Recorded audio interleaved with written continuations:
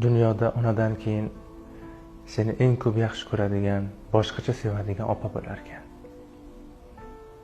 Opa kim? O'zi kichkina bo'lsa ham ukasini beshigini tebratgan, unga alla aytgan. Opa kim? O'zi kichkina bo'lsa ham seni orqasida ko'tarib katta qilgan. Opa onasini kir yuvib o'tirganini ko'rsa, onasini oldiga borib, akasini, ukasini, otasini paypog'ini yuvgan odam.